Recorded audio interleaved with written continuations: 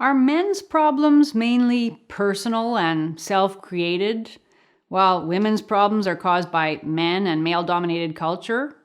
And is it worse to be propositioned at a mathematics conference than to be told by your entire culture that your sexuality is sick and violent?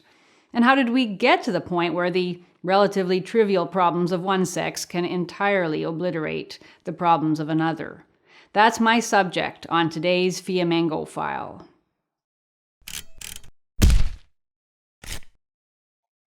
I'm Janice Fiamengo of the University of Ottawa. This is the last video of our second season. Steve and I are going to be taking a short break and will resume later in the summer.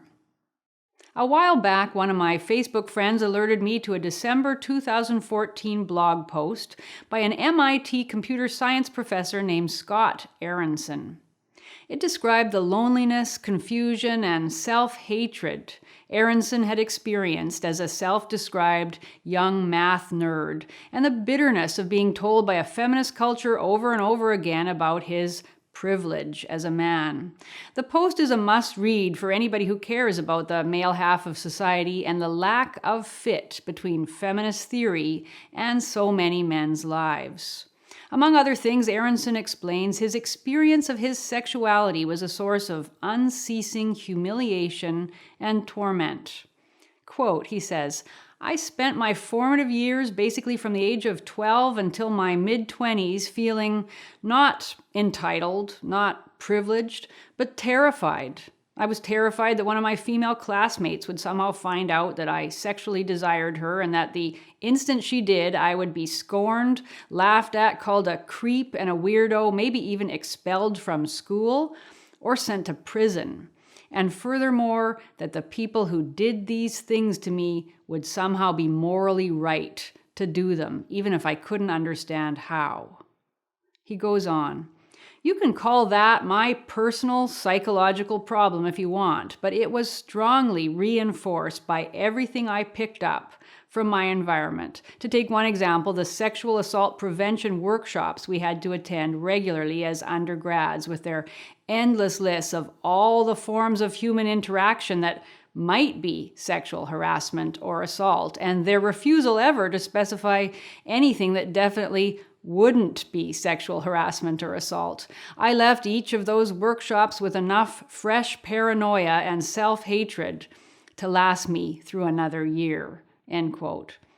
The whole post is insightful and funny and sad, not only describing Aaronson's pain in feeling ugly and unwanted, but also the depressing conviction that he deserved to be unwanted. And nobody cared about his experience. There were no professors researching it or activists protesting it, no panels convened to discuss it, no government committees reporting on measures to alleviate it, no task forces to prevent further suffering, no poster campaigns to alert the public, no government money spent on helping victims. He was alone. He described in compelling detail how, as a young man, he begged a doctor to give him some kind of medication to have his sexual drive eliminated, how he thought often about suicide, and how the only thing that saved him was his love of mathematics. Eventually, success in mathematics enabled him to gain the confidence to be different in the world, to meet women, and eventually to marry and have a child, which transformed his life.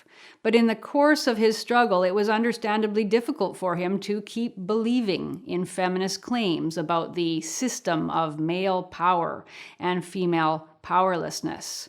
He tells us this, quote, "Now, the whole time I was struggling with this, I was also fighting a second battle to maintain the liberal, enlightened feminist ideals that I had held since childhood against a powerful current pulling me away from them. I reminded myself every day that there's no conspiracy to make the world a hell for shy male nerds.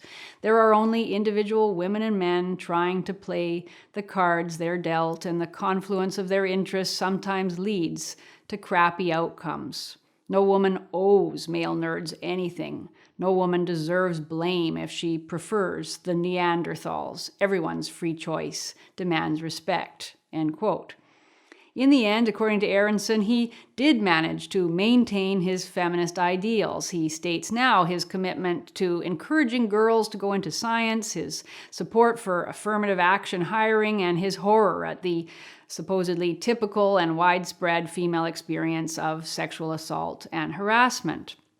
But Aaronson continues to bristle at the generally accepted idea of male privilege. It simply isn't so, he argued in the Post. Men, too, can be victims of sexism, and the vast majority of ordinary, non-alpha men are not privileged at all. Well, not surprisingly, his post stirred up a hornet's nest of opposition and angry denunciation.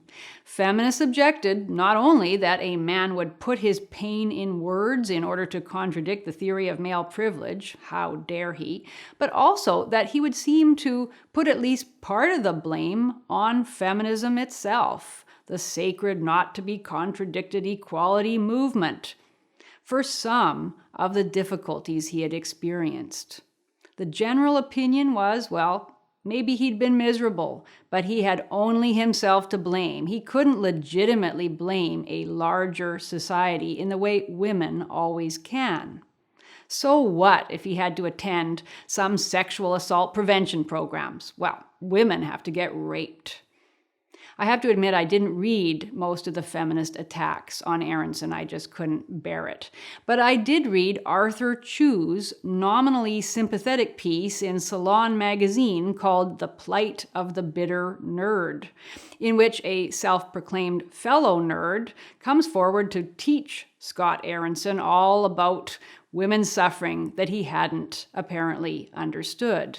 According to Chu, although Scott's suffering was real, it was a self-imposed suffering, almost entirely caused by ideas inside his own head, while women's suffering, on the other hand, is not only real, but also externally imposed, as we see demonstrated in the claims of a woman named Amy who responded to Scott's blog, telling him how she'd been sexually harassed and ultimately assaulted by shy nerds. So there, shy nerds couldn't be let off the hook.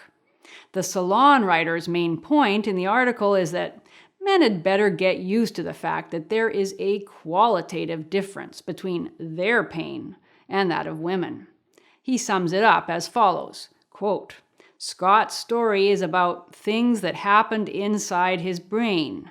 Amy's story is about actual things that were done to her by other people against her will, without her control, end quote.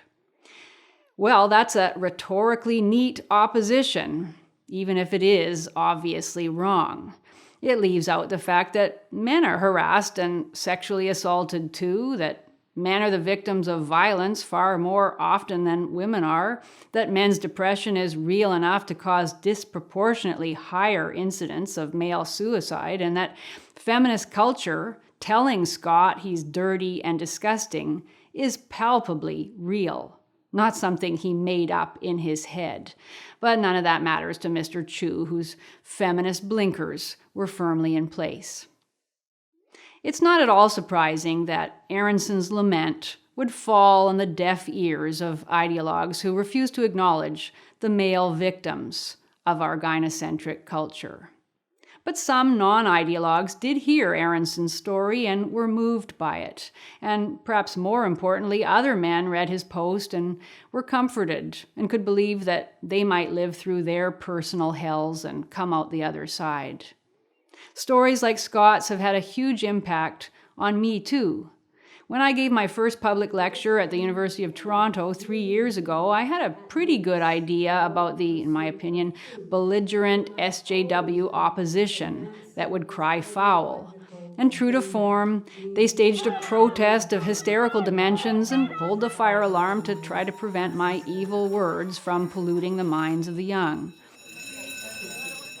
Academic feminism, as it is practiced and disseminated in our universities, is overwhelmingly intellectually empty, incoherent, and dishonest.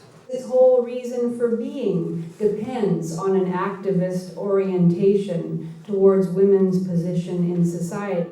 But at that time, I had little idea who I was speaking for, the young men and the not so young men who had come to recognize that their society cared a lot more about women than it did about them. In the months that followed the talk, I received a lot of emails from these men telling me about their lives, especially their sense of being blamed for everything and the concrete injustices they had experienced. Here are just a few examples. The first is from an email from a man who wrote me after my talk at Queen's University in 2014 about being a male student. This is what he says, quote, I was born in 1988, and my experience at school was that at every level of education there was outreach for girls and both explicit and implicit understandings that girls were to be treated with respect and sensitivity. This doctrine was never extended to the boys. The impression that this gave me, and all boys I'm sure, was that girls were the victims of some form of bias or prejudice that we, the boys, were not to encourage or repeat.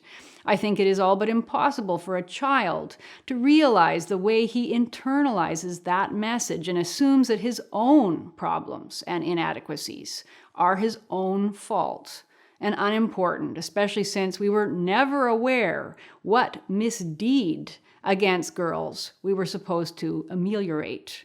The grievances of past generations never answered the question of why we were to give our female peers more respect than we were allowed to give ourselves, end quote. And he goes on to describe what he calls the, quote, toxic and shame-inducing experience of having female teachers make it clear that they preferred female students to male students and that they had contempt for the male part of humanity. Here's a story from somebody at the other end of the life spectrum looking back on divorce and losing contact with his son. Quote, he tells us, 45 years ago, I had to sit in a police counselor's office while she and my ex-wife told me that my son was being taken out of the state, where I could never see him without great difficulty and hardship, against my wishes, and that there was nothing I could do about it. I've seen him twice since then. He didn't look good either time. Now I don't know where he is, how he is, or even if he's still alive. Every day I burn with a furious passion about the injustice that's been done to my son, to me, and to millions of men and their children under the oppression of feminism. Because I know how I feel, I know how those other men feel. Just under the surface in every one of them burns that same furious passion, and it's past the point of negotiating away or counseling away, end quote. A third example involves someone I came to know in Ottawa who returned home from a trip abroad to discover that his wife had thrown a bunch of his clothes and belongings into his car, telling him she was divorcing him. When he tried to enter their home, she called the police, saying she feared for her life because her husband was a controlling man and a gun enthusiast. In fact, he was a collector of heirloom, non-functional firearms. But following the feminist script, the police informed my friend that he had to stay away from his wife and their children, that if he went into his own home, he would be charged with trespassing. Through the long divorce proceedings, which led my friend deeply into debt and caused such stress that he lost his job, his ex-wife told lies about her fear of him and deliberately alienated his children, whom he has now not seen for over 10 years. Nearly $500,000 in debt and unable to work due to physical and emotional disabilities, my friend is convinced that his life will never recover. But his story, as I've learned, is absolutely ordinary. Over the years, I realized that these stories weren't just for me, that they deserved to be read by a wider public. And so I got the idea for a book.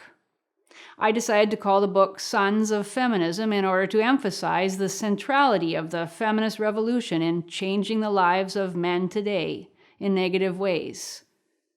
If you have a story you want to tell, please consider contributing a 3,000 to 5,000 word personal essay to this book. I want readers to understand what it means to grow up male in a post-feminist world that actively denies the reality or significance of male suffering. Details about the book will be posted on the Studio Brule site. Male pain isn't only about things guys make up in their heads, as the Salon magazine article outrageously declared. Male pain is real, and it's totally unacceptable.